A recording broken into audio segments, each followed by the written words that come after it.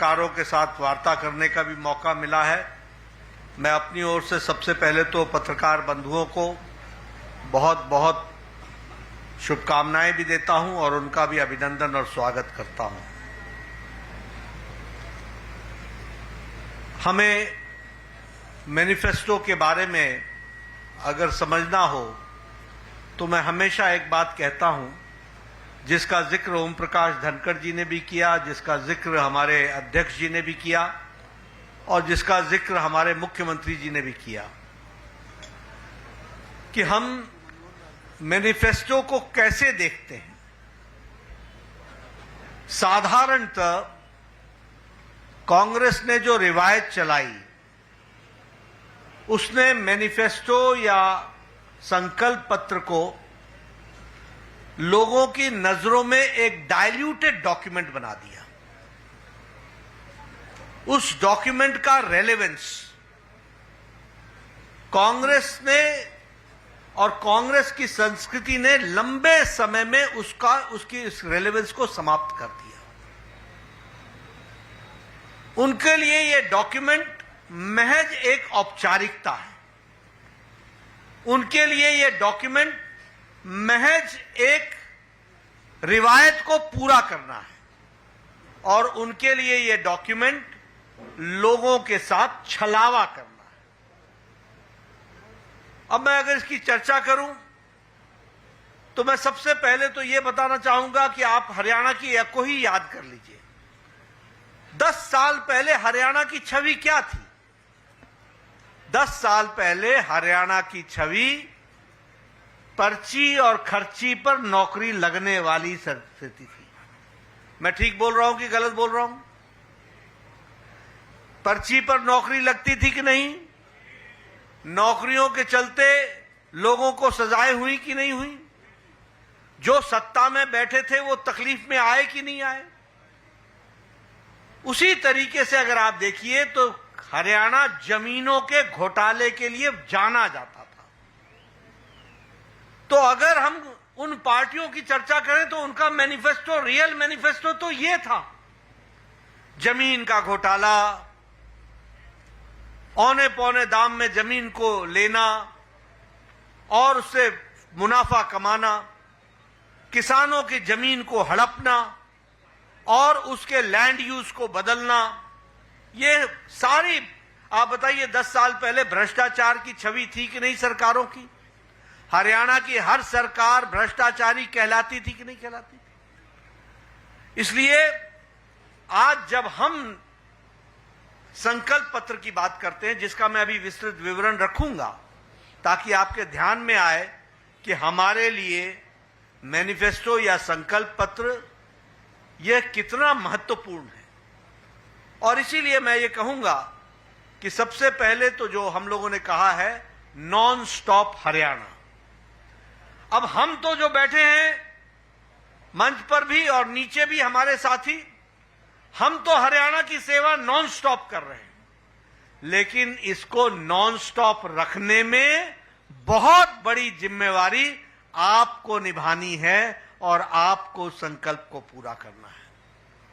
मैं तो आपके सामने रिपोर्ट कार्ड रख दूंगा, मैं आपके सामने जानकारियों के साथ विषयों को रखना चाहूंगा। अभी अभी मैं इसलिए कहता हूं क्योंकि how do you assess the seriousness of the संकल्प पत्र? यह सीरियस डॉक्यूमेंट कैसे बनता है? यह सीरियस डॉक्यूमेंट इस बात से बनता है कि जो कहा था वो किया है, जो नहीं कहा था वो भी करके दिया है और जो कहेंगे वो पूरा करके देंगे, ये इस बात की गारंटी है।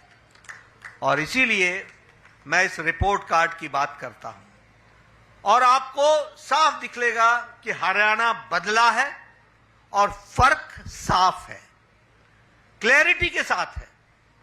और जब मैं इसकी चर्चा करता हूं तो पत्रकार बंधुओं से मैं निवेदन करता हूं कि वो मेरे आंकड़े नोट कर लें। हरियाणा का 2014 में पर कैपिटा इनकम 1,37,000 थी।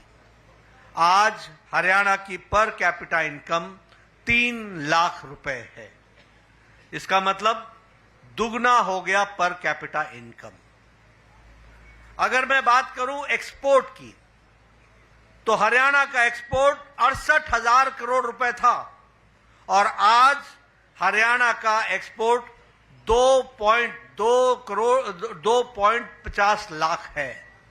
यानी हरियाणा का एक्सपोर्ट 3 टाइम यानी 3 गुना बढ़ गया। यह भी हमको ध्यान में रखना है। मैं स्वास्थ्य मंत्री भी हूं, आजकल मेरे पास जिम्मेवारी है। मैं आपको बताना चाहता हूं, मनोहर लाल जी जानते हैं, इन्होंने संकल्प ले रखा था हर जिले में मेडिकल कॉलेज खोलेंगे, हर जिले में मेडिकल कॉलेज खोलेंगे। 7 मेडिकल कॉलेज होते थे, आज 15 मेडिकल कॉलेज हैं और यह भी दुगना हो गया है, दुगने से ज्यादा हो गया। यह भी आपको ध्यान में रखना है। हमारे मेडिकल कॉलेज की सीट्स 700 होती थी, आज मेडिकल कॉलेज की सीट्स 2185 हैं। और जब मैं 2185 बोलता हूं तो यह भी आप ध्यान रखिए कि यह तिगुना हो गया, ट्रिपल हो गया। यह भी हमको ध्यान में रखना चाहिए। जो बिजली 24 घंटे गांव में आने की बात थी, 2014 में पत्रकार बंधु नोट कर ले, हरियाणा में 538 गांव में 24 घंटे बिजली थी और आज 68,000 गांव में बिजली 24 घंटे है। इस बात को भी 58,000 गांव में बिजली है। इस बात 5800 गांव में बिजली है। इसको भी हमको ध्यान में रखना चाहिए। उसी तरीके से क्रॉप कंपनसेशन, अब बहुत सी बातें, यहां किसान की चर्चा बहुत होती है और हमारे घड़ियाली आंसू बहाने वाले नेता कांग्रेस के कोई कम नहीं है। हींग लगे न फिटकरी, रंग चोखा करने में लगे रहते हैं। ऐसे ऐसे नेता हैं जो किसानों की बात करते हैं। लेकिन मैं आपको बताना चाहता हूं कि जब कांग्रेस की सरकार थी तो क्रॉप का कंपनसेशन 1,158 करोड़ रुपए दिए गए और भारतीय जनता पार्टी ने क्रॉप के कंपनसेशन में 12,500 करोड़ रुपए दिए। 10 टाइम क्रॉप का कंपनसेशन में इजाफा हुआ। ये आप ध्यान में रखिए। इसलिए किसानों के हित चिंतक जो बनते हैं, आंकड़ों में कहां दिखते हैं, यह भी आपको समझ लेना चाहिए। उसी तरीके से क्रॉप डैमेज के जो कंपनसेशन है वह 6,000 प्रति एकड़ था, उसको आज बढ़ा करके 15,000 प्रति एकड़ कर दिया गया, 2.5 गुना बढ़ा दिया गया। ये हमारे क्रॉप का कंपनसेशन दिया जा रहा है। इसलिए किसानों के हित चिंतक कौन रहा है, इसका विश्लेषण हमारे पत्रकार बंधु जरूर करें। ओल्ड एज पेंशन तिगुनी कर दी गई, 1,000 होती थी, आज 3,000 है। उसी तरीके से एमएसपी जो सिर्फ 8 क्रॉप्स पर मिलती थी, 8 क्रॉप्स, ये किसान के हित चिंतक, ये किसान के हितैषी बरसों से 8 से ज्यादा फसलों पर एमएसपी नहीं देते थे। आजकल एमएसपी की गारंटी मांगने फिर रहे हैं। इनको मैं बताना चाहता हूं कि ये हमारी सरकार थी जिसने आज 24 फसलों पर, 24 क्रॉप्स पर उसके लिए एमएसपी देना निश्चित किया है और उसको आगे बढ़ाया है। ये बात भी हमको ध्यान में रखना चाहिए। इसलिए जो कहा था, वो जो नहीं कहा था, वो भी करके दिया है। मैं यहां आपके सामने बताना चाहता हूं, जिसके बारे में इन्होंने हमारे सैनी साहब ने आपको बता दिया कि हमने 100% अपना 2014 का और 2019 का मैनिफेस्टो लागू करने के बाद हम आपके सामने हाजिर हुए हैं। ये रिपोर्ट कार्ड की संस्कृति ये किसने सिखाई? मैं पत्रकार बंधुओं से पूछना चाहता हूं, 10 साल पहले आपने देखा था किसी नेता को रिपोर्ट कार्ड रखते हुए? 10 साल पहले किसी को देखा था आपने कोई आंकड़े रखते हुए? लेकिन आज हम आपके सामने रिपोर्ट कार्ड रख रहे हैं। और इसीलिए मैं आपको बताना चाहता हूं कि आज हर खेत को पानी इस स्कीम के तहत हमने हर एक एग्रीकल्चरल लैंड को आज सिंचित कर दिया है, 100% इरिगेटेड कर दिया है। ये बदलता हरियाणा है जिसको हमको समझना है। ये किसान की तस्वीर और तकदीर बदलने का काम किया है। इंटरेस्ट फ्री एग्रीकल्चरल लोन जो है वो 3 लाख फार्मर्स को दिया जाएगा, उसकी भी व्यवस्था की गई है।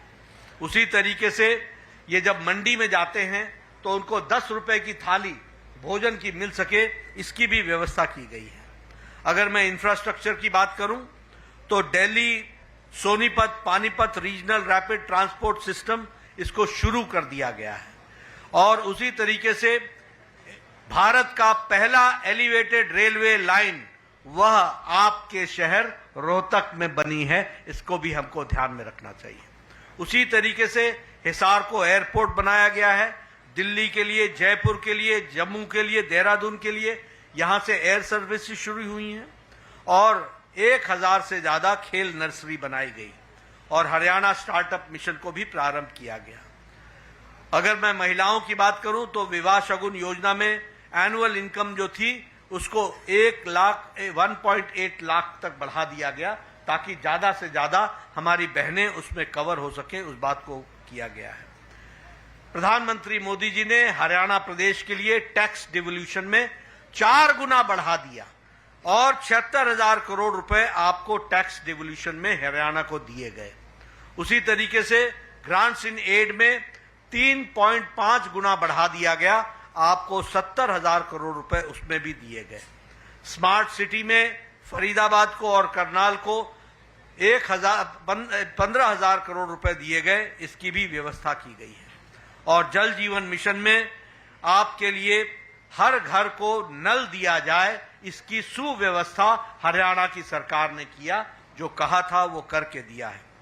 आज मुझे खुशी है ये बताते हुए, इंफ्रास्ट्रक्चर की बात कर रहा हूं, मैं पौने 10 बजे अपने घर से निकला हूं और 11:30 बजे मैं रोहतक पहुंच गया हूं। कभी 10 साल पहले कल्पना की थी क्या? कभी कल्पना की थी? 4 घंटे लगते थे। ये फर्क साफ है जिसको हमको समझना चाहिए। आज आईआईटी दिल्ली का फाउंडेशन स्टोन रखा गया है। आपके यहां कैंसर का सेंटर, एम्स का एक्सटेंडेड बिल्ड प्रोग्राम वो झज्जर में किया गया है। उसी तरीके से योगा और नेचुरोपैथी झज्जर में खोल दिया गया है। राव इंद्रजीत सिंह साहब यहां बैठे हैं, इनको पता है all India institute of medical sciences, आज वो रेवाड़ी में उसका काम शुरू कर दिया गया है। उसी तरीके से मेट्रो का गुड़गांव में 5,450 करोड़ रुपए की लागत से उसका भी स्टोन रख दिया गया है, उसको भी काम को शुरू किया गया है।